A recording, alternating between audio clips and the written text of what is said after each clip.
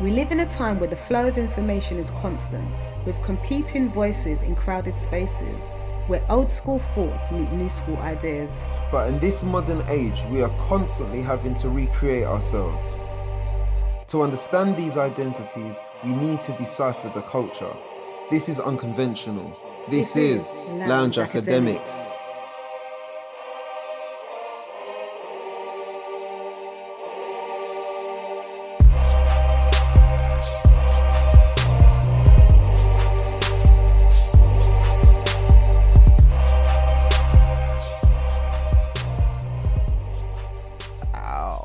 So I'm here.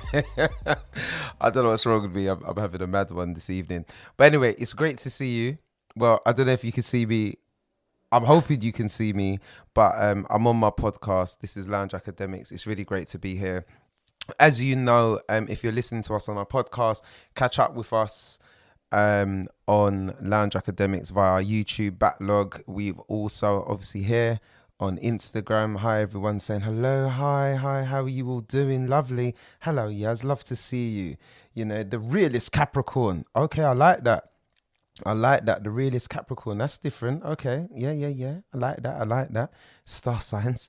So I'm just interacting with my whole platform at the moment on Instagram for the purposes of those listening via the podcast. So anyway, I hope you're all good. I hope it's been great. As you know, 5 minutes to disrupt. This is an opportunity for someone to come. We shine a spotlight on their platform. We talk about their work.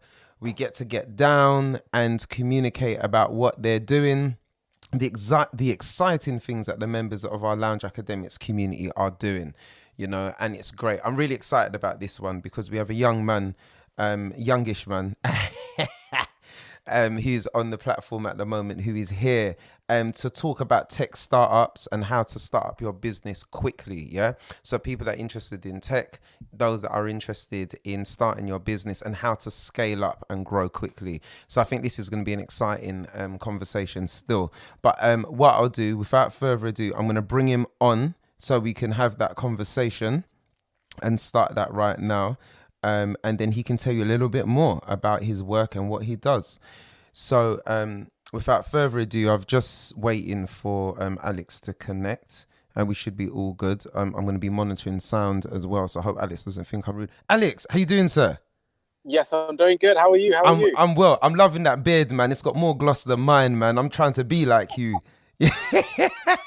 I'm trying to be like you, bro. Oh, it's great to see you, sir. Great to see you. Great to see you as well, man. Yeah, it's been long overdue. I know. I've been needing to do this since like before COVID, mate. You know, we've been waiting a long time to do this. But it's happening now. That's right. It's happening now. Brilliant. So I've just been warming people up, just letting them know, obviously, about the podcast and letting them know a bit about yourself. I don't want to take too much away from your thunder, from your mystery. I want you to kind of add to that in a few minutes. Okay. But this is Alex Pemberton, everyone. As I said before a few minutes ago, we're going to be talking about, you know, startups, right? Starting up a business, how to start your business, particularly around the realm of tech, and looking how to scale up and grow, right? That's going to be part of the focus. But as you know, we're not limited to that. We may flow between different themes, but ultimately 5 minutes to disrupt is an opportunity to shine a spotlight on some of our excellent members of our community. And Alex is of no exception. He is brilliant, right? So without further ado, I'm going to hand over to you, Alex. How do you follow that? Yeah.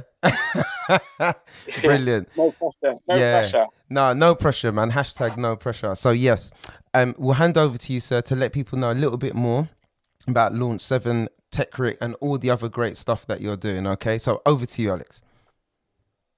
Okay. Over to me. Wow. Does that mean I'm taking over? This is my show now. Yeah. Well, partly for 5 minutes. Yeah. Yeah. You know, firstly, I'm so grateful and honored to be sharing this live with you, man. Oh, thank you, man. I think when I met you first, I was like, there's something about this guy. I think I need to work with him, and I don't know what we're gonna work on. But maybe this is part two because we had a conversation already. So it's great to be a part of it. Thank you, man. Yeah. So Yeah, so my name, Alexander, actually means helper of men or defender of men, depending on who you ask. It's an old Greek name, so I do defend and help women as well. So that name, my dad gave me that name. I don't think he knew what he was doing when he gave me that name, or maybe they did. Maybe my parents did know what they were doing. But so I've actually made it my mission to help people um, in different ways. And so my most recent way is actually by helping people to start businesses. And how did that come about? So that came about a few years ago. I was making websites, making lots of websites, and I was working with a lot of different types of people, but mostly people who wanted to start a business. And the first thing they would think about is actually getting a website or getting a logo done. And I would ask them questions like, tell me about your target audiences, how are you going to make money, what are your services, and all that kind of stuff. And I found out that quite often a lot of people hadn't really thought about the business side. These really important questions they hadn't thought about. It's just like, it's a great idea and I'm going to do it. I'm going to see what happens.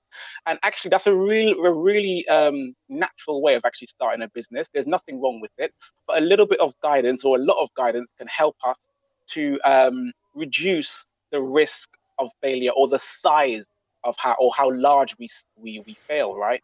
So I thought I must be able to do something to help these people. So there was two things there. I was a little bit frustrated with some of my clients because what would happen is we'll start making this website. I'm thinking I'm doing a great job, and I'll do half a website. And the reason I'll do half a website was because they hadn't thought about all the questions that need to go on the website. So I'll say, send me some text about you, tell me some more information about your company and the services that you offer, and they will take a long time.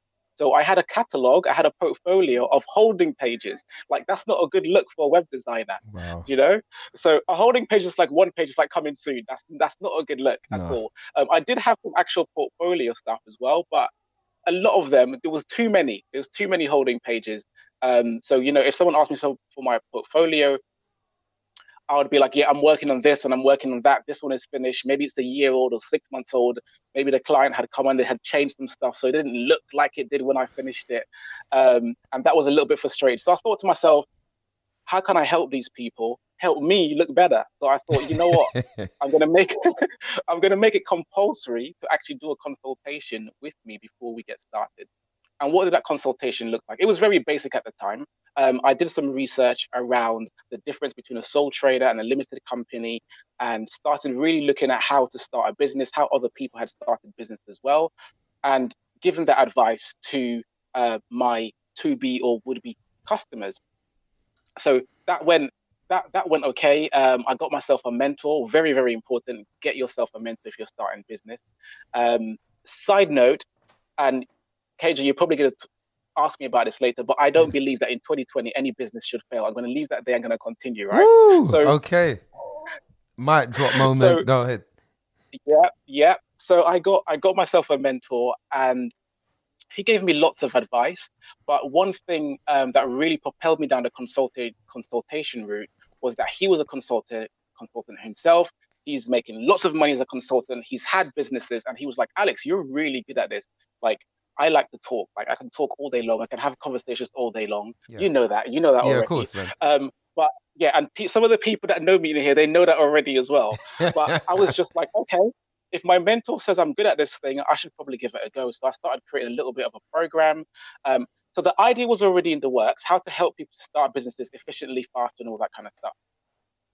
And actually, I realized that the amount of time that I spent on a website might have been maybe 2 days, right? So 2 days being like 10-hour days, so maybe 20 hours. And I realized actually that if I sat down with someone in 1 day or 2 days, website would be done. They wouldn't be like, I'll go and work on it, then they'll come back, and then there'll be this back and forth for like 2 weeks or 4 weeks or whatever. I thought if I sit down with them, then we can go through the consultation and we can just get going. And I thought, actually, seeing that it's natural for you to want to have your business visually ready, as in having a brand and having a website, let me create something around this. So we've come up with this concept called visually ready. Okay. And visually ready is just all about your visuals being ready. People can see that you're ready for business, and you can say, hey, I'm over here. I've got this service. You've got this problem, and I can help solve your problem with my solution. Here's the result that you're going to get from it. And it's taken some traction, which is really, really cool. I've done some work. I've done where have I been? What's my claim to fame for startup stuff? We've done some events with Okay. Halifax Bank in Tottenham Court Road, which is a Cool. big deal. I quite often work with an amazing organization called Generation Success. Yeah. They help young people to find jobs and get mentors and all that kind of stuff. And there's some other people as well that I've worked with, been absolutely phenomenal. And yeah, so I've actually realized that the system that we've created is working, which is really good. And of course, one of my favorite clients, if any of my other clients are there listening, no offense, please don't take any offense. But one of my favorite clients at the moment Choose your words carefully and wisely, sir. Yeah. is a company. One of my favorite is a company called Box Tropic. And Okay. literally, I had a conversation with one of the sisters in February. They called me up at the beginning of March, somewhere around when lockdown started, and they said, "We want to start a business. Can you help?" I was like, "Absolutely. When do you want to start?" They said, "Now." I got excited. I said, "Let's start on Monday." They started on Monday. 6 weeks later, they had launched a business online, and they had 15 customers on their launch day, their launch week. Okay. And I was just like, Yeah, "Whoa, yeah, okay." yeah. So I had helped people in different ways. I helped them with logos, website, a bit of consultation, but literally, Box Tropics was from the beginning of like just an idea to Yeah. actually launching and having customers and making money as well. And they're doing really, really, and I'm super proud of them. So they're like my babies, you know. So Yeah, I yeah, got to yeah, give them a yeah. little Your bit of a yeah, shout your out. success story, like I put from that kind of inception to kind of developing and getting out there to full launch. Yeah, yeah, yeah. And Yeah, and yeah, actually absolutely. trading. Yeah, yeah, totally. Yeah, Yeah, and the thing is, if it wasn't for lockdown, I think we probably would have launched a little bit faster because we could have done that work over 2 to 3 days, maybe 4 or 5 days. okay. But lockdown, digitally, evenings after work and that kind of stuff. Yeah, yeah, So yeah, so that's Launch 7 in a nutshell, getting people to start really, really quickly. Um, and you mentioned that I'm going to be talking about tech as well. So yeah, I've got another business called TechRick, yeah, and that was a spin-off from the web design stuff. There was two things there. One is that I was like, how can I make more money? As you should do in business. yeah. How can I make more money? More And the income second thing streams. was, Yeah, yeah. The second thing was actually I'm building websites and I'm building on other platforms. I'm not going to say their name because they're the competition in it, but I yeah, was selling on other companies. I was saying go to this company, it's credit. I was like, actually, they're not giving me anything to recommend people. And then I realized actually they were charging like a lot of money. And for the extras that they were charging, yeah, it wasn't necessarily the case that you should charge that much. They're a business, they're trying to make money. I yeah. Of do course. understand that. Yeah. But then a buddy of mine, we went to uni together. Marlon, his name is. He worked at another company, and I was like, "Hey, how easy is it for us to like host stuff?" And he's like, "Oh, it's super easy. We just need to spend some time setting stuff up, blah blah blah." And we got into a partnership. Um, and he was doing the tech stuff, and I was doing the customers. So the brand was literally like an in-house brand only for for my web design customers. Fast forward a few years, he got a really good job. He's really, really good at what he does. Yeah. So automatically, he got really busy. His job got so much more demanding as a director of IT or something. And he resigned from the company. Um, he resigned from the company just because he wasn't able to put the time in. And so now I thought, actually, let's see what else I can do with it. And then since then, I've got a marketing person and another tech person, and we're working on some stuff.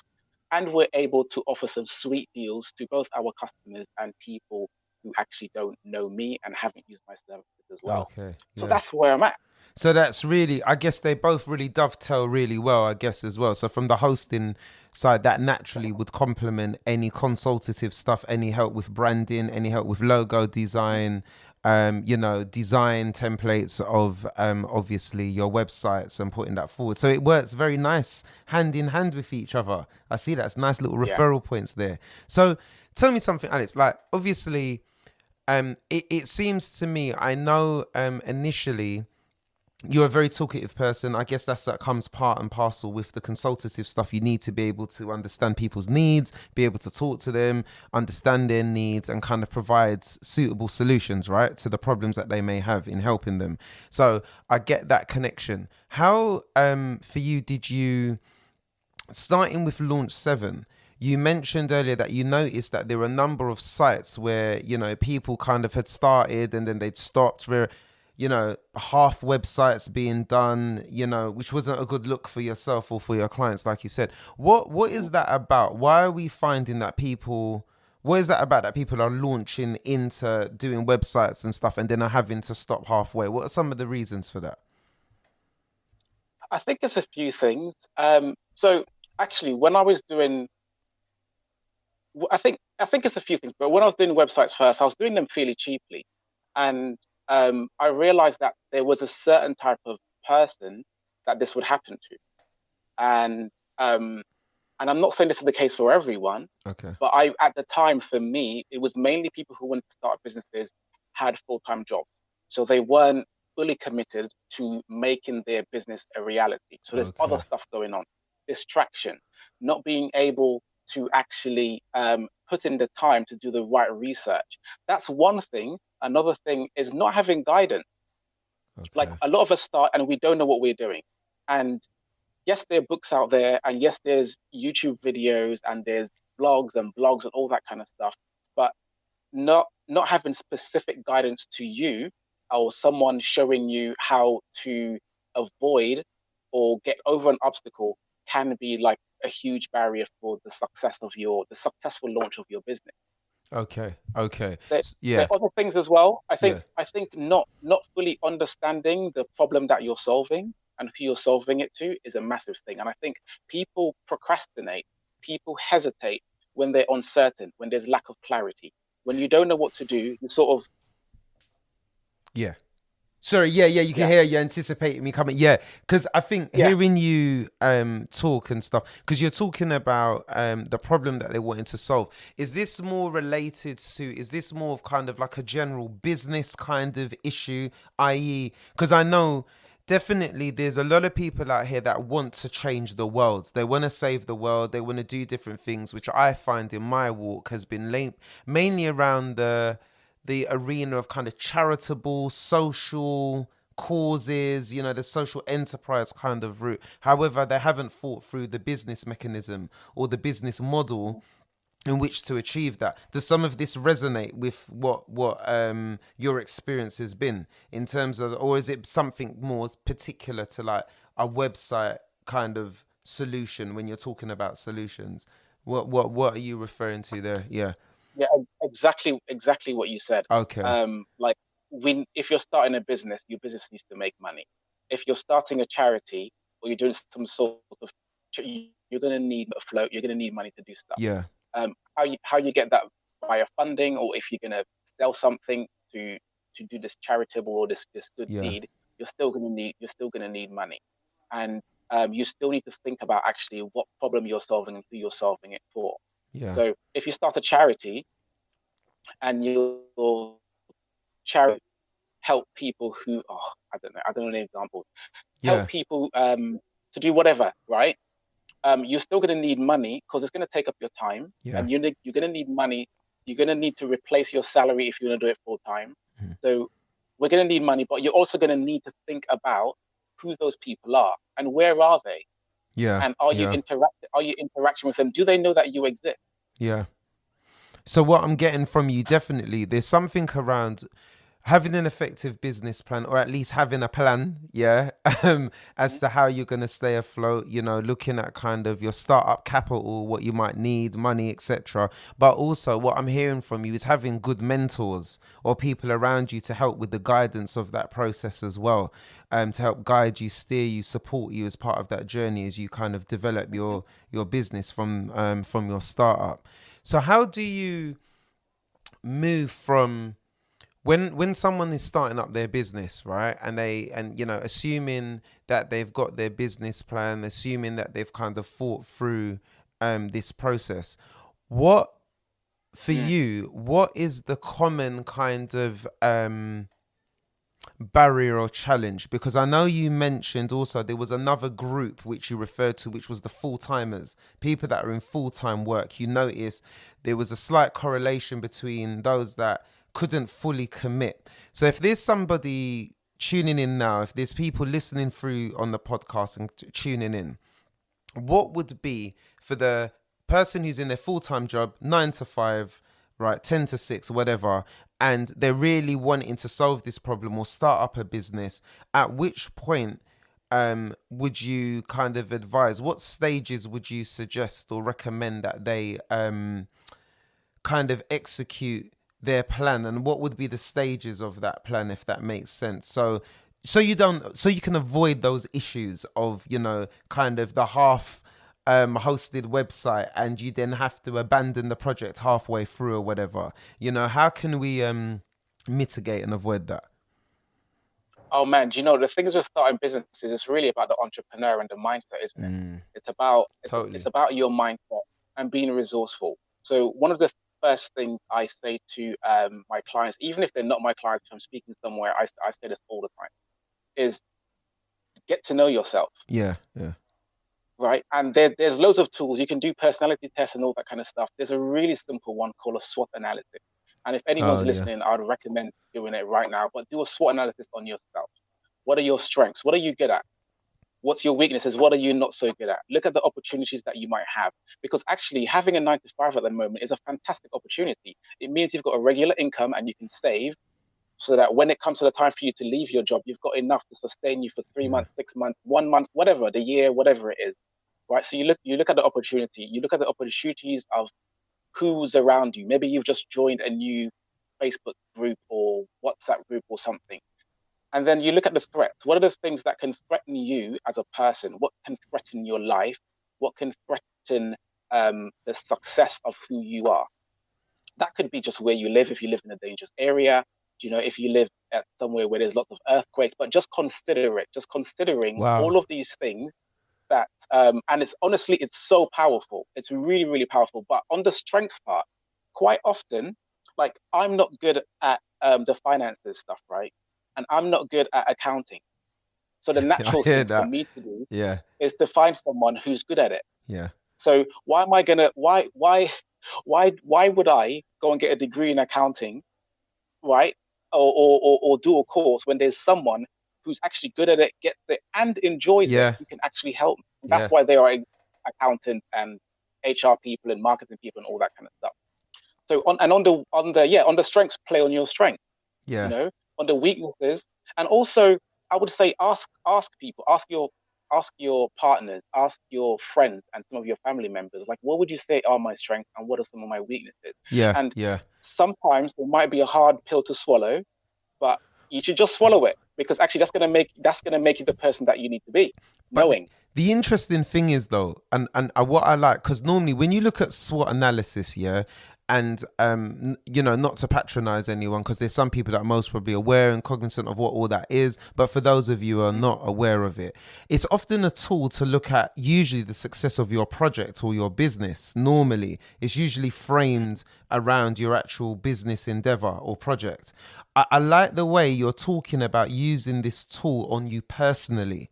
At the end of the day, I guess what I'm picking up from you is you as the individual will be carrying your business. It's you that will have the drive. It's you who will be motivated. It's you that will have to wrestle with a lot of this initially. So I like that spin on that and putting it on you personally to look at, what you have as your strengths, what your weaknesses are, what the opportunities are, and how this can maybe translate into, the team that you need or the people that you need to be in your life to help you build this project that you're trying to get off the ground. And I take it, as part of your consultancy, is that a key part then, as part of when you're working with your clients, is that something you take them through as a matter of course in your consultancy and support for them?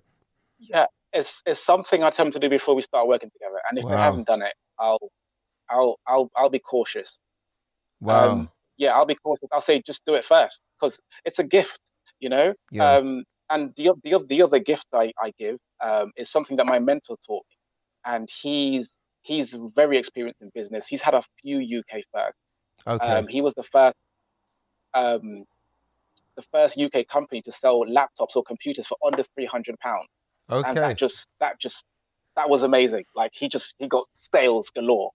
Um, yeah, and so he said to me, work out your expenses. Look at your expenses. Look at your survival budget. You need to know what you're going to cost the company, Yeah. Yeah. right? look at what you're going to cost the company, because at the end of the day, the company needs to provide for you. That's its job. It's not to be fancy and say, I've got a limited company, I've got this brand. The company needs to work for the entrepreneur. Yeah. So you need to know what your cost is. But in doing that, going through all of my expenses, I realized actually that I'm spending a lot of money on stuff that I shouldn't spend money on. Yeah. Yeah. I hear you. Yeah. Yeah. Yeah. If I'm trying to start a business that's going to get me the things that I want and create the lifestyle that I want, I can't be trying to spend money on stuff that's not necessary and it's just fulfilling a need right now. Yeah. And so your question to what you would say to a lot of people who are in full time, I just assess yourself. Mm-hmm. You know, have the convert. This is going to sound like you maybe don't have this conversation with yourself while you're walking down the street. You know, maybe make notes and think about it. But have the conversation with yourself.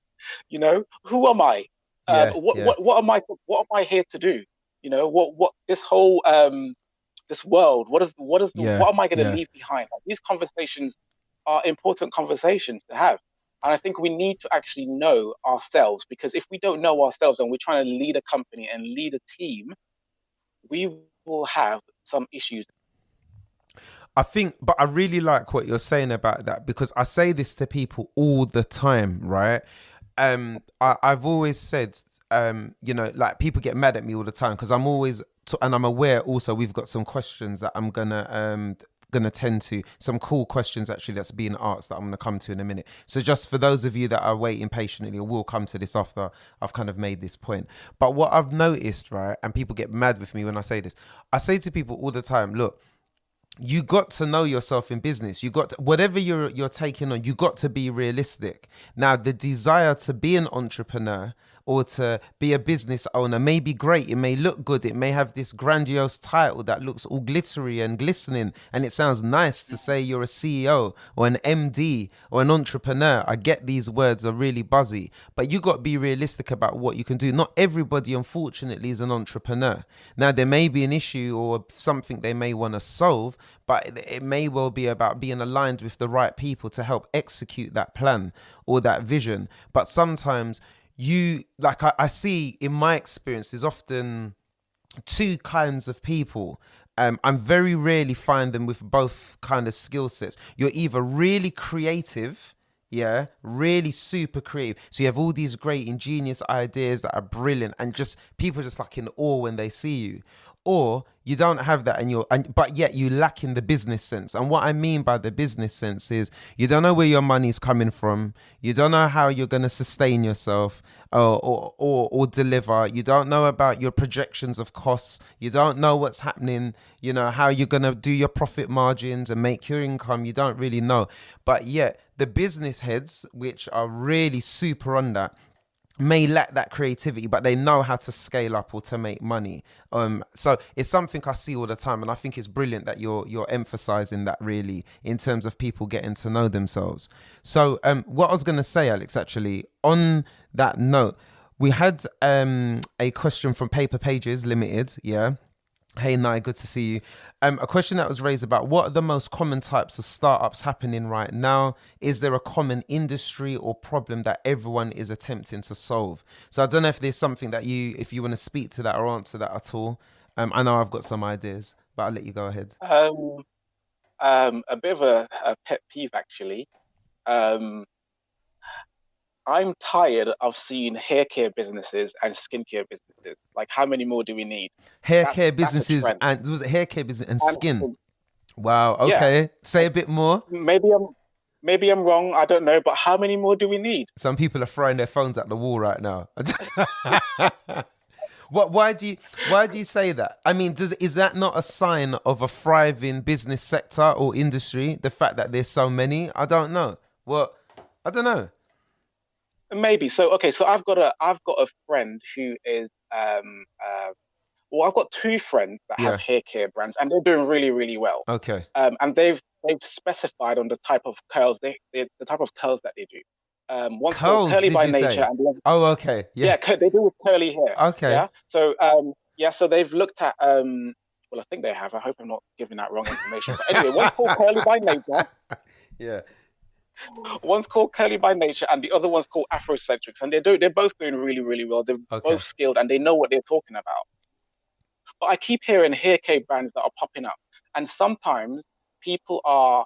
It's the same thing with a lot of food shops, and I guess I'm speaking to a specific community right now, right? Yeah. And I'm seeing a lot of haircare and skincare and food brands in the Afro Caribbean community, Okay. right? And quite often you get this thing where actually I'm making my own lotion and I'm making my own hair stuff and it works for me. And I Yeah. think someone has said my hair looks nice, so I'm going to create this company or this brand without thinking actually that there are other brands out there that's already doing it, right? And don't get me wrong, if other brands are doing it, it could be a good sign that you can do something too. But they're just so many. There's just so many. And it's just like, let's have some original ideas. Let's look for problems, right? Some problems are already being solved and some are being solved really, really well. And So for me, it's just kind of like, yeah, go on. no, no, no. Go on, go on. I'm gonna let you. Yeah, go ahead, go ahead. No, finish what you're saying. I'm gonna Yeah. come in. Yeah, yeah, It's just for me, sometimes the thing is, right, we see people making money or doing well, and we say that person's doing well at it. Let me give it a go as well, without actually saying, look at my strength. This is what I'm good at.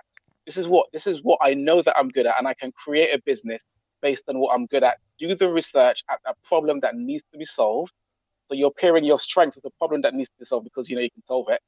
And then you go off and you do that. yeah. Okay, okay. So if in the industry you're like, so these two companies, right, they solved the problem because most of the hair care stuff didn't suit curly hair, so they created a brand that looks after Sure, sure. curly hair. So very Problem niche, solved. And very there's like niche. loads of them. Yeah, yeah, yeah. Yeah, Yeah, very niche area, very right. niche problem to solve. Yeah, totally. Yeah, yeah, yeah. Yeah. So But I think yeah, go on. yeah, I think trending wise, that's a trend within the community. I think it's something like skincare and maybe food is like an easy one. Yeah. Something that's popping up now since lockdown, a lot of it's the macrame or macrame. I don't know how you say it, but it's Okay. those rope things. Google it. It's A rope. people are making Okay. they're making stuff from like little ropes, and people are making like they're not really chandeliers, but they're making all sorts of stuff Right, from that's this a rope that new they one, knitted boy. together. It's like knitting. Okay. Yeah. Okay. Um, it's like knitting kind of thing, and you can hold your drapes and your curtains together, and you can do all sorts of stuff, all kind of stuff with it. I only heard about this week, so I'm Okay, probably that's not a new one explaining it because I really haven't well. heard that But one. Okay. it's called macrame or macrame. Okay. So Uh, that's trending. is this quite specific to like the African diaspora though? So is this quite, African heritage, people, melanated people, these types, the trending industries that you're noticing, are these mainly around our folk, or are these generally businesses that people that's booming across the board, that's trending in that regard, or is this a So specific niche? macrame isn't. It's just I think macrame is just something that a lot of people have been doing while Okay, they've been cool. at home, Yeah. looking for something to do, and now they realize that they can sell it. And now they got time to do it. No, I hear you. I hear you.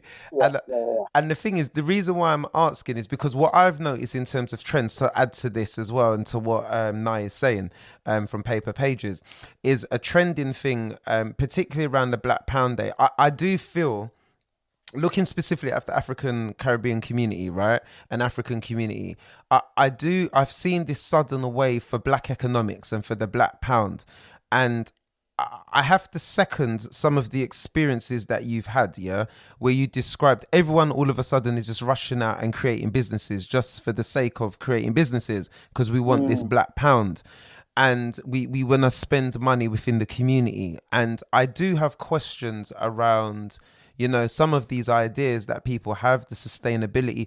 In my opinion, a lot of them are more charitable. They're more kind of voluntary based enterprises and more things to give back, which is fine. I haven't got an issue with that. But then I guess set up as a charity or set up as a voluntary organization, and people get very upset when they feel that people are not spending in the community as well. I've seen that a lot where people are getting mad, and it's like, you're going to the mainstream, you're going to our white counterparts to spend money there when you should be spending on us. And then people are getting upset because people are asking them to give them a discount or to give them a deal, and then people get mad and like, I don't want to work with my people, and you hear all of this stuff starting to come out. So it's quite interesting that you say that. But that's something I've noticed around the Black Pound Day, particularly in my experience from what I've observed.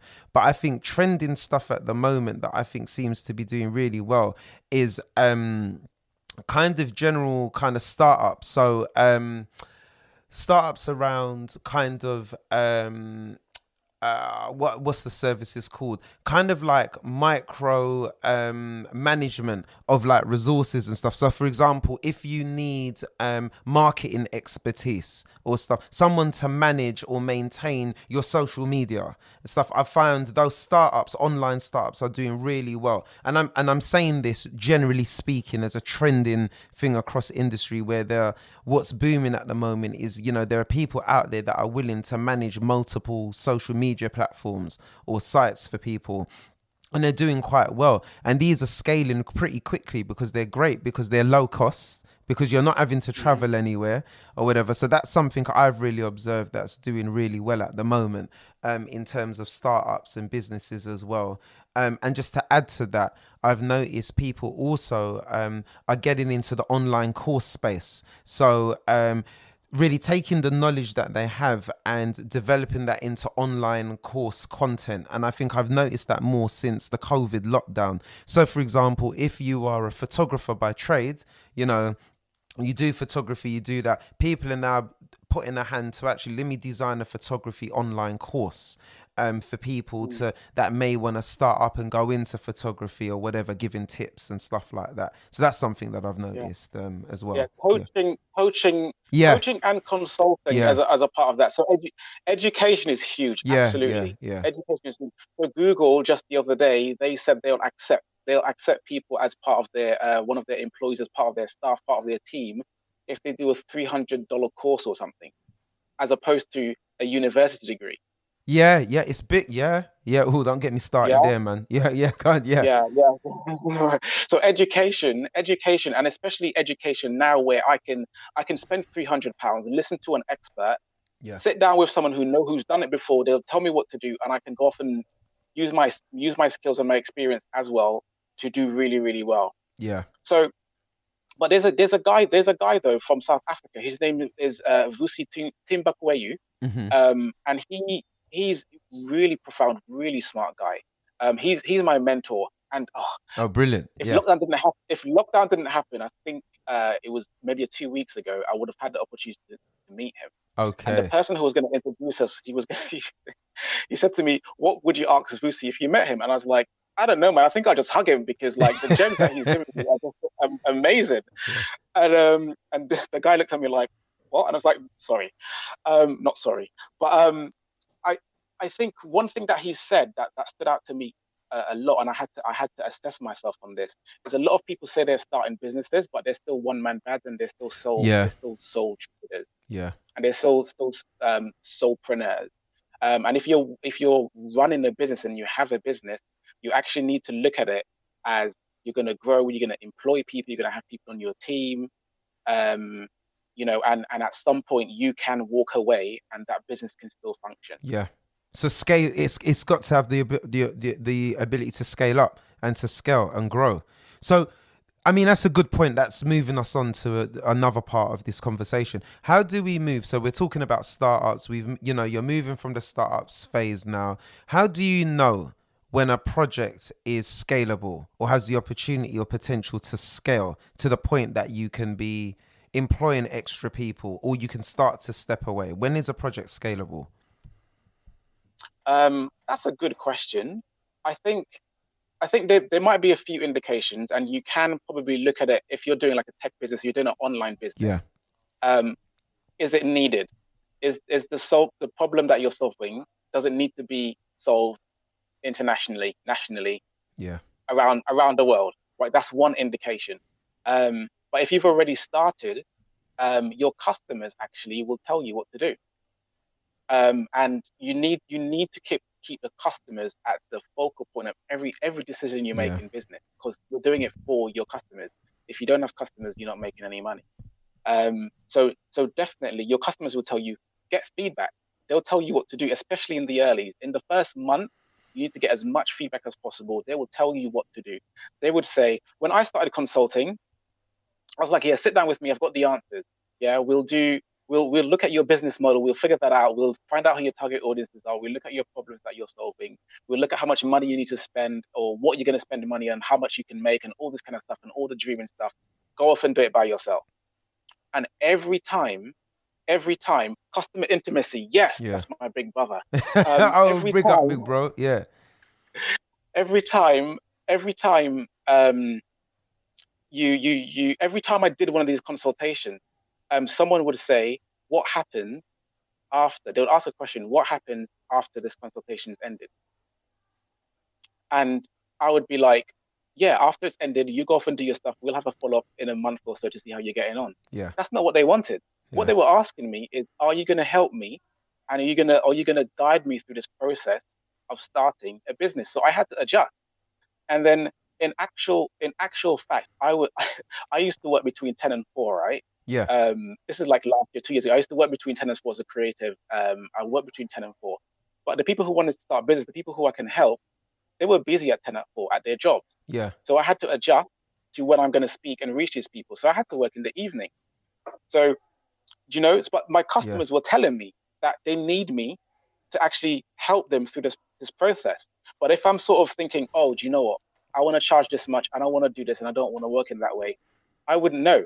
Furthermore, with lockdown, especially the realization that so many people have had, if you have face-to-face talking business, you're face-to-face consultant or whatever, is actually you have to look at what your capacity is. So what's your capacity to deliver? Are you, for me, putting myself on the table here, am I able to do more than 10 consultations in a week? Yeah. And if there's a demand for it, if there is a demand for me to do more than 10, that's more than 10 customers, and I can't meet it, that's an indication that there's a great chance of growth. And then you can start looking at, well, who else is having this problem? And where else are they having the problem? But what I'm definitely hearing from you, though, is it comes back to that bare nuggets and the foundation once again of, as they say, a business is a solution to a well-defined problem.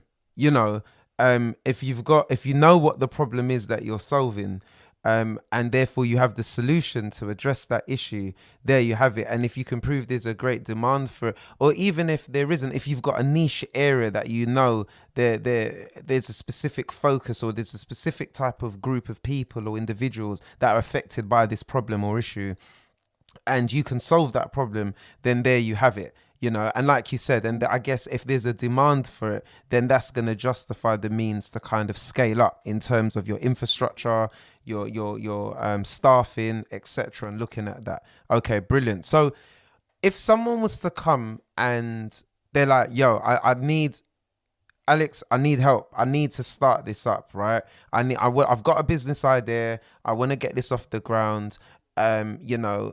Launch 7. What can they expect? What can they expect from yourself coming along to access your service? What would be the preliminary kind of steps? Yeah, so there are a few steps, right? And we let people know what these steps are. And firstly, when you're starting a business, most people are in the pre-startup phase. And a lot of people get stuck in the pre-startup phase. What's the pre-startup phase? The pre-startup phase is when you just have the idea. Then you start Googling or you're doing some research. Who else has this problem? Who is there anyone else who's doing it? You're looking at your potential competitors, and you're starting to think about what you can offer. Right, in the pre-startup stage, what you're doing is actually quite natural as well, and it's great. And it's actually the foundation of business and marketing, and it's really, really simple. It's who, what, where, and why. Yeah, who are you providing a service for? Who is it for? What is it? Why? Where can they get it? Yeah. Really, really simple. So that's the pre-startup phase. And then there's the startup phase. You're looking at actually starting and hopefully getting some customers, getting some feedback, putting processes in place, right? So that when you grow and you want to scale, if you have 10 customers at the moment and you do a little bit of marketing and you get 1,000, how do you deal with that? Is there a process in place that you can actually manage those 1,000 people. Yeah. And if there isn't, you just think about, what do I do if I get 100 or 1,000? Yeah. And then once you've gone through that sort of growth phase, you're looking at really having systems in place. Successful businesses have systems, right? You have systems and processes in place. Once you've got that in place, then you're looking at scaling. Yeah. And scaling is actually digital marketing, and being online is great for scaling. It's great for getting exposure and awareness as well, but it's fantastic for scaling. And this is where you can reach like a whole lot of people with some simple steps. But what we do specifically is we look at, in the startup phase, what we look at is who your customers are. I think I mentioned it earlier, who your customers are, who you are as well, who your customers are, who you are, what are you offering, how do you offer it to them, what do you do? We look at the service and the product you're providing, what's the cost for it, what you're going to make money from, and what you're going to spend money on as well. And then part 2 of that, once you figure that out, we do branding as well. We look at your brand messaging. How do you talk to your customers when they come across you? What do they think? What are they thinking? When they see your logo, when they see your brand. And branding isn't just a logo. It isn't just, your font and your colors. It's actually the embodiment, the personality of the company. When I see you and you talk to me, are you bubbly? Are you creative? Are you agony on? Are you miserable? What kind of person? What's what the kind experience? of person is the brand? Yeah. And once you've done that, we move on to actually doing marketing. So we do some digital marketing. It's not always digital marketing, but we often incorporate that into the startup strategy. So the startup strategy would be something like, you just need to get 2 or 3 customers. Like, get 2 or 3 as soon as possible, get feedback from them, ask them how it's going, they'll tell you what to do, and then that feedback, you put that back into your marketing material. So a form of market research and get, but you're doing market research, you're doing research with your customers. And exactly, getting feedback, they're literally telling you how to speak to your other customers. They're literally telling you what to do for your next customers. So when you meet these customers and you're saying stuff, the customers get it straight away. Do you know those a great example of that? You know those adverts on TV, like late night TV, where it's like, do you have headaches? Do you have an earache? Do you have a tummy ache? Do you have a rash on your hand? If you do, you need Infocol. Do you know what I mean? And you're thinking, actually, I do need Infocol. I do need that. All those things. Totally. And that's what it's about. And the feedback's very important, I guess.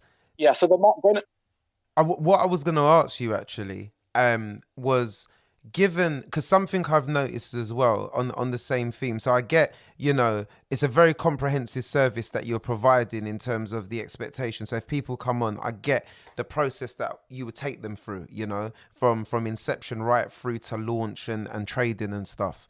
I wondered, something I've witnessed and kind of recognized of late as well, is I've noticed that there are a number of businesses that have been responding to political, cultural shifts, in the wider landscape in the world. So a key big thing like that, currently COVID, the pandemic, the issue and the murder of George Floyd and some of these big issues, there's been a huge wave of kind of businesses, mobilizations of different projects and stuff that's happened right now. I just wondered, in your opinion, being someone who supports people in startups and techs, what's your views about, particularly around this issue around George Floyd and, the Black Lives Matters movement and the need to talk about race and institutional racism and challenging social injustice and all of that? How is this a phase that we're in, or is this, is this something that seems like we can possibly change as a result of business? Because there's a lot of focus on racial inequality at the moment, but I wanted to know what your opinion was about that in terms of business.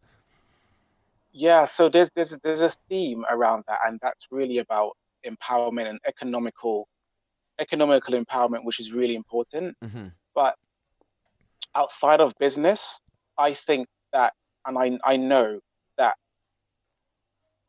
how we treat ourselves, right, is a direct reflection of how we allow others to treat us. Wow. So I like, honestly, we got to learn to. So I can't talk about this without addressing the trauma that has been experienced by a lot of Africans Of course. internationally around the world, Yeah, African yeah, Caribbean, African American, African South yeah. American, whatever, right?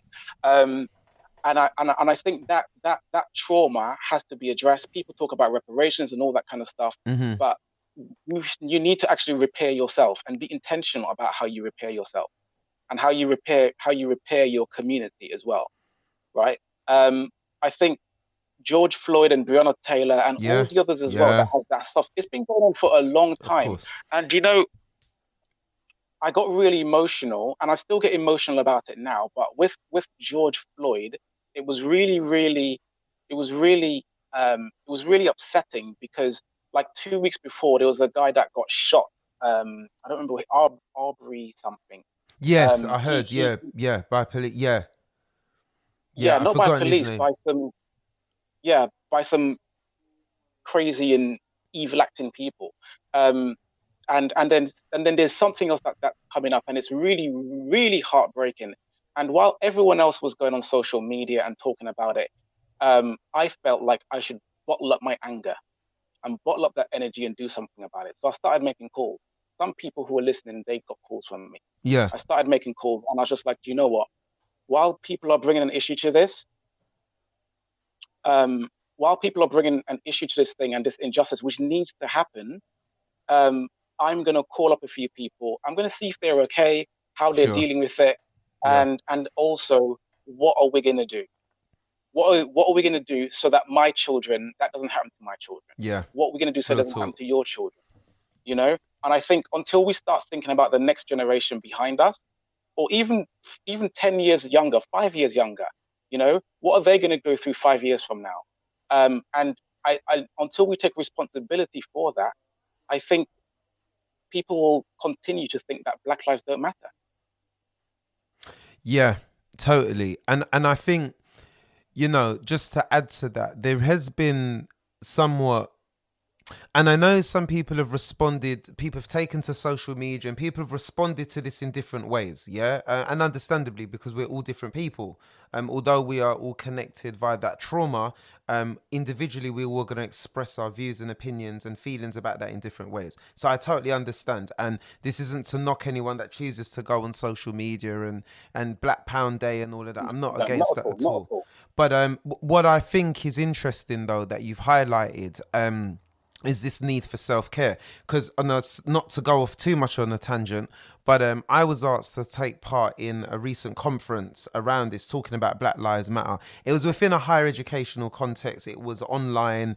It was in an interpreting international conference where people were speaking in several different dialects, different languages. I mean, it was beautiful to hear. But the main theme was around Black Lives Matters and looking at inclusivity, looking at all of this and exploring some of the themes. And what was really interesting that came up was, and I find this fascinating, of all the people that were there of different ethnic origins and backgrounds, it was actually mostly the white folks that were talking about the trauma and the needs for self-care and looking at needs and looking at how we take care of ourselves when reliving this trauma of what's happened and the trauma that we go through daily. And I feel it's something that's been, in my opinion, very absent. I think there's a number of reasons for that, in terms of the absence of the experience for us as melanated peoples, right? I think we've become numb to it. I think we've definitely become numb to this notion. It's that kind of desensitized, We're so used to seeing these images and used to seeing these things happen that we become desensitized to it. So I wondered if we're able to really tend to our actual needs and to actually be able to look at our needs and to kind of find healing.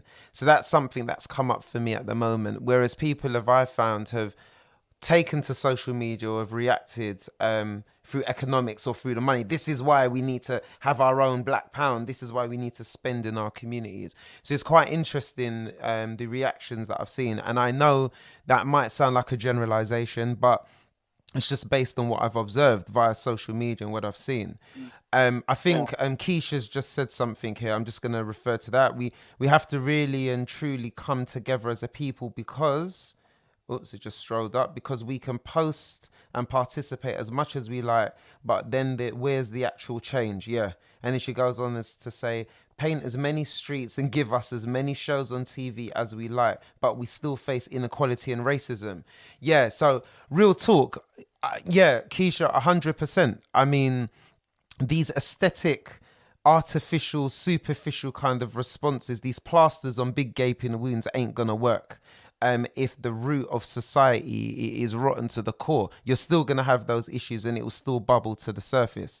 Totally. I wondered if there was anything you wanted to add to that, Alex, based on what Keisha's kind of said. And I think your big bro actually is coming in. It's all pouring in now.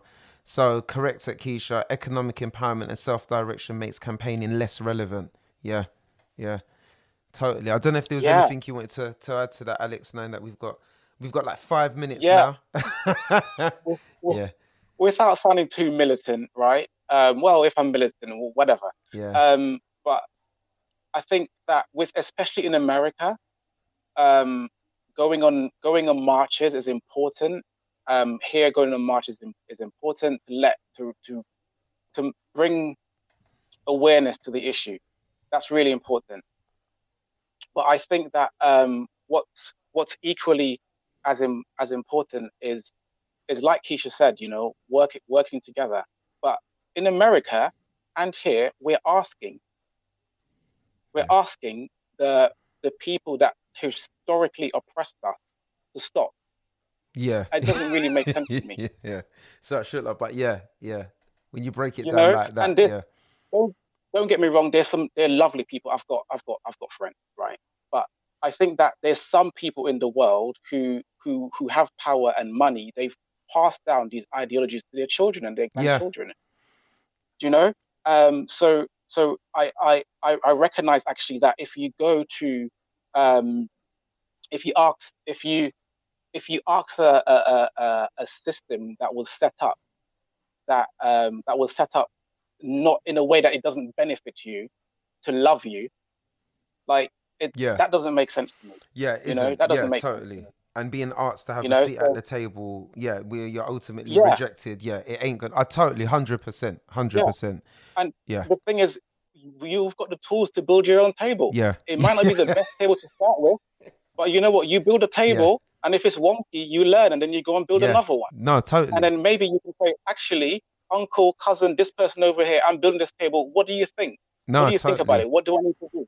Give 100%. Me a different perspective. Is it straight on that side? And then you do it together. That's called community. And I think we need to go back to, do you know what, right? So I'm from the Caribbean and I've been to America. And one thing that I've noticed is that African Americans and African Caribbeans, they've really, our ancestors who were enslaved, really tried to hold on to the African culture. Yeah. The way that we speak, the Caribbean people, the way that we speak, like some Caribbean people. Anyway, I'm not going to get into that. But in the way that we speak, I think by now we should have learned how to speak the Queen's English, right? But it's almost like an anti-colonial statement that I'm going to say things, and there's some words that are spoken in Jamaica, in Trinidad, in Barbados, in my tiny island where I'm from, that people in Nigeria and Ghana and other African countries use. Right. A good one is mumu. That means stupid or foolish. Okay. I'm not sure if that's true, but I don't know. Any Nigerians in here? To help you out. Yeah. But in totally. my country, so I was on LinkedIn the other day, right, and I saw that someone was talking about a politician or something, and they're like, this mumu man, and I was like, mumu, is that? What's that? Yeah. So I text my friend Othniel. He does marketing with Launch 7. I was like, what does mumu mean? Does it mean foolish, stupid? And he's like, yeah. I was like, oh my gosh, we say that back in my island, and I didn't realize that there's a whole connection. There was a connection. You know what I mean? Okay. And something that we really try to hold on to, and you see in Caribbean society and Caribbean communities, is community, love, and respect. Love, and respect. And I think we need to go back to having emphasis and being intentional about forming and strengthening communities and having love and respect for each other. Totally. I hear you, Alex. No, 100%. I'm conscious of time, sir. We have a very short time now because the gram will kick us out. So look, very quickly, just to let people know, if you've enjoyed this conversation, if this has been great, let us know. I've seen the heart's been, there's been a lot of dialogue, a lot of conversation, stimulated a lot of debate. Obviously, for those of you that are tuning in for the first time, if you're not aware of our platform, we also have a YouTube channel, Lounge Academics. You could check our backlog of stuff as well. Equally, you can get engaged with some of our other material, so feel free to join us. We always have 5 minutes to disrupt. We always have a great guest on each week, like we've had Alex, and he stimulated a lot of debate and discussion. But before we go, Alex, how can people find you, website details? How can people follow you very quickly and get in touch? Okay, yes, you can find me Alex D. Pemberton on Instagram. If you're on Instagram, really easy. There's Launch 7 as well. So at Launch 7, all words on Instagram. You can go to my website, alexanderpemberton.com. You can go to launch7.com, or just message me. Brilliant. Let's have a conversation. Yeah, message. Great. And we now have 20 seconds remaining. I'm counting down. So look, it's been great, Alex. You've been brilliant. Thank you. Keisha said she joined late but loved the live. Great to have you, Keisha. Yeah, great to have you all on. Big bro. Respect to you. Thank you so much, Alex. It's been brilliant. Thank you. This has been another great edition of 5 Minutes to Disrupt on the Lounge Academics podcast. Thank you for tuning in. Take care and good night, sir.